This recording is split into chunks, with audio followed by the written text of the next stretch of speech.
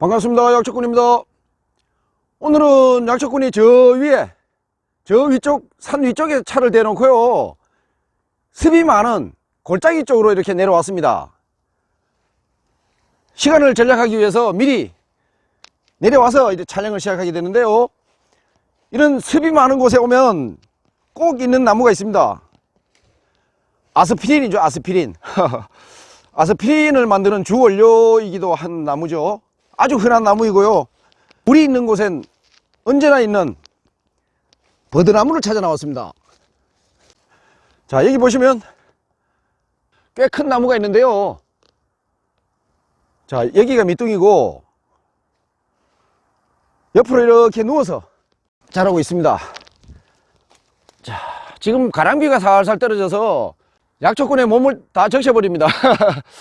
자, 그래도 오늘 촬영을 나왔으니 돌아갈 수는 없고요, 나무가 누운 상태에서 옆에서 이렇게 또 가지가 나와서 위를 향해서 이렇게 자라고 있습니다. 버드나무 해가지의 색깔은 원래 녹색입니다. 이 나이를 먹으면 이제 점점 갈색으로 변해가는데요, 날이 오늘 너무 흐려서 이 색깔이 나오려나 모르겠네요. 옛날에 어린 시절에는 다들 기억나시죠? 봄철이면 버드나무에 가지를 꺾어서 피리를 만들어 가지고 불기도 하고, 봄에 열매를 따 가지고 껌 대신 씹어 먹기도 했던 추억이 있는 나무이죠.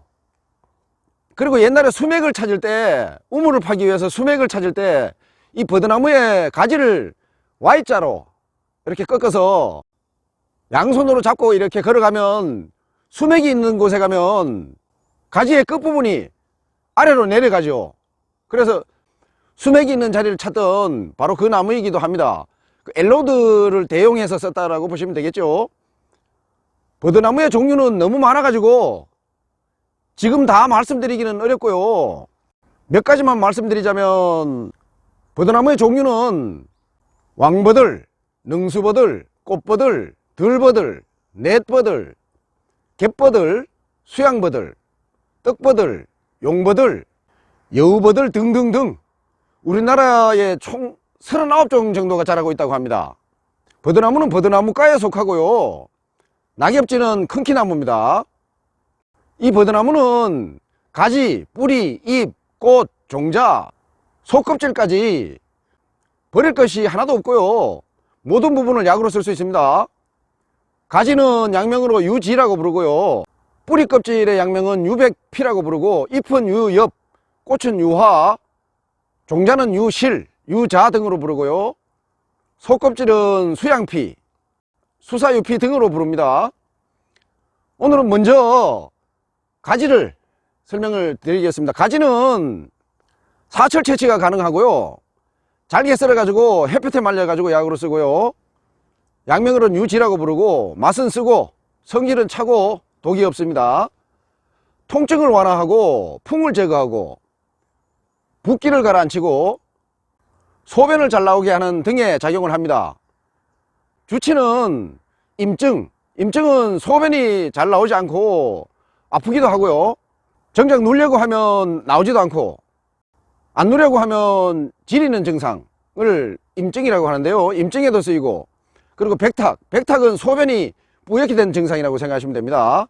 백탁에도 쓰이고, 단독은 피부가 세균에 감염이 돼 가지고 벌겋게 부어오르는 증상입니다. 단독에도 쓰이고요, 그리고 간염, 관절염, 관절통, 신경통, 그리고 피부에 생긴 여드름, 각종 피부질환, 그리고 충치 등에도 쓰입니다. 하루 30에서 50g을 700cc의 물로 달여서 아침 저녁으로 나뉘어서 마시고요, 외용 시에는 찧어서 붙이거나 진하게 달인 물로 씻거나 바릅니다. 두 번째로 뿌리. 버드나무의 뿌리는 아무 때나 잔뿌리나 뿌리 껍질을 채취해서 잘게 썰어서 햇볕에 말려서 약으로 씁니다. 양명으로는 유근 또는 유백피라고 부르고요, 맛은 달고 쓰고 성질은 따뜻하고 독이 없습니다. 약성은 조금 전에 말씀드린 가지하고 대동소이하기 때문에요, 가지의 약성을 참고하시면 되고요. 그리고 세 번째는 잎인데요, 잎은 봄부터 여름까지 채취를 해가지고 그늘에 말리다가 햇빛에 완전히 말려서 약으로 씁니다. 맛은 쓰고 성질은 차고요. 독이 없습니다. 요드 함량이 매우 높고 탄닌 성분이 많이 들어 있습니다. 효능은 투진은 홍역을 앓을 때 왜 이 발진이 되어야 독소가 빠져나가서 이렇게 병이 호전이 되는데요. 발진이 되지 않으면 위독해질 수가 있죠. 이런 발진을 돕는 작용을 투진이라고 합니다. 그리고 해열작용, 열을 내리는 작용, 그리고 해독, 독을 푸는 작용, 그리고 소변을 잘 나오게 하는 이뇨작용을 합니다. 주치는 옹종, 갑상선종, 그리고 홍역, 백탁은 소변이 뿌옇게 나오는 증상이고요. 유선염, 전염성 간염에도 쓰이고요. 고혈압에도 쓰이고, 단독은 좀 전에 말씀드린 피부가 세균에 감염이 되어서 벌겋게 부어오르는 증상입니다. 단독에도 쓰이고, 화상, 치통 등에도 쓰입니다. 하루 5 내지 10g을 생것은 40에서 80g 정도로 쓰시면 되고요. 500cc의 물로 달여서 아침 저녁으로 나뉘어서 마시고요. 외용 시에는 달인 물로 씻거나 가루 내어 가지고 개어서 바릅니다.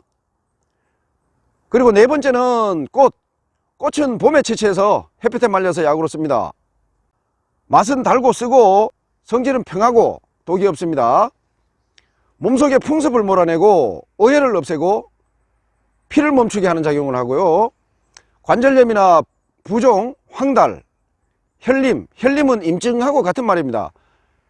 혈림에도 쓰이고 혈변이나 각혈 같은 각종 출혈성 질환에도 쓰이고요. 치통에도 쓰입니다. 하루 5 내지 10g을 500cc의 물로 달여서 마시거나 분말, 환을 지어 먹기도 하고요. 외용 시에는 가루 내어서 바릅니다. 그리고 다섯 번째, 종자는 털이 붙은 채로 채취해 가지고 햇볕에 말려서 약으로 씁니다. 약명은 유실, 유자, 유서 등으로 불리고요.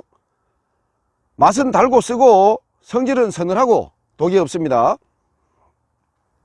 피를 먹게 하고 종기를 사귀고 습을 제거하는 작용을 합니다. 토혈이나 사지경련, 슬통, 그러니까 슬통은 무릎 통증을 이야기합니다. 슬통, 종기, 외상 등에 쓰이고요. 말린 것을 곱게 가루 내어 가지고 5g씩 하루 3번 따뜻한 물과 함께 먹고요. 외용 시에는 가루를 내어서 바릅니다. 이상으로 5가지 부위별로 효능을 알아봤는데요. 가지나 잎을 채취해서 잘 말려두고 언제든지 활용하면 아스피린의 작용처럼 심장마비를 예방할 수 있고요. 심장질환이나 뇌졸중 예방, 두통이나 노인성 백내장 예방에도 좋은 효능이 있습니다. 봄철에 연한 순을 따서 찌거나 덮어 가지고 잎차를 만들어 가지고 녹차처럼 우려 마실 수도 있습니다. 주의사항은 한꺼번에 너무 많은 과량을 먹어서는 안 되고요. 이 버드나무로 고농축해서 이렇게 만든 아스피린을 한 달 동안 하나씩 이렇게 먹는 분들이 많이 계시던데요. 아스피린은 고농축이 되어 있기 때문에 위장장애를 유발할 수도 있고요. 지혈이 잘 안 되는 부작용이 있을 수도 있습니다. 그러니까 아스피린을 너무 자주 이렇게 드시는 것은 주의해야 됩니다. 가지나 잎을 한 달 정도 달여 마시고 한 달 정도는 쉬고 하기를 반복하면 심장마비를 예방하는 데 도움이 될 것이라는 말씀을 올리면서 오늘 버드나무 이야기를 마치고자 합니다. 이 영상이 마음에 드시면 좋아요를 눌러주시고요. 아직 구독 안 하신 분은 구독 버튼을 눌러주시고요. 공유까지 해주시면 무병장수하실 겁니다. 약초꾼이었습니다. 감사합니다.